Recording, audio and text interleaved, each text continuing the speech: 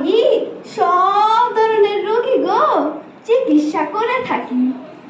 আমার ওষুধ খেলে মানুষ মরেও না বাঁচেও না, জিলাপির মতো ঝলসে থাকে। যাই, আপনাগুলোকে বক বক করলে আমার পেট ভরবো না। রোগী দেখি।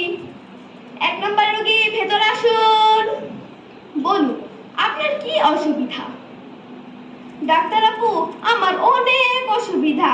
কি আর বলবো, পায়ে জুতা না পরলে পায়ে মাটি লাগে, মাথায় ছাতা না নিলে রোদ লাগে, ফ্যান না চালালে গরম লাগে, আবার ফ্যান চালালে বিল বেশি আসে, আইসক্রিম খেলে ঠান্ডা লাগে।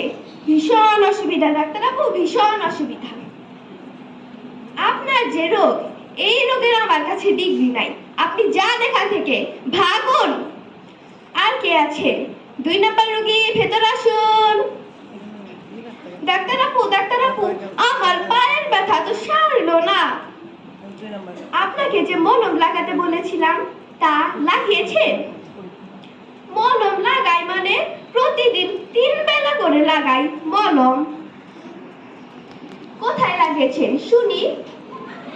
কেন, ওই যে আম গাছে। আপনি তো বলেছিলেন যে জায়গায় ব্যথা লেগেছে সেই জায়গায় লাগাতে। আম গাছে লেগেই তো আমি ব্যথাটি পাইছি, তাই ওই আম গাছেই লাগাই।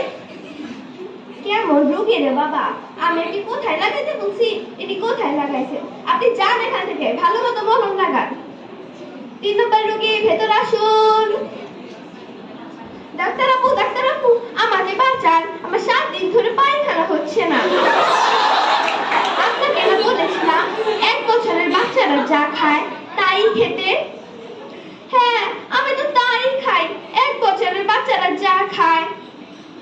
তা কি খেয়েছেন শুনি? কেন, ওই যে মাটি পাতা এগুলো? কি ভয়ঙ্কর বিষয় রে বাবা, এগুলো খেয়েই তো আপনার পেটে গ্যাস হয়েছে। কি ডাক্তার আপু, আমার পেটে গ্যাস হয়েছে? কি মজা, কি মজা। যাক, বাঁচা গেল। এখন আর টাকা দিয়ে গ্যাস সিলিন্ডার কিনতে হবে না। এমন রোগী না বাবা, আপনি যান এখান থেকে, ভাগুন। শিক্ষা, আমরা এই অভিনয় থেকে শিখতে পারলাম হাতুড়ি ডাক্তারের কাছে যাবেন না, ভালো ডাক্তারের কাছে যাবেন। ধন্যবাদ সবাইকে।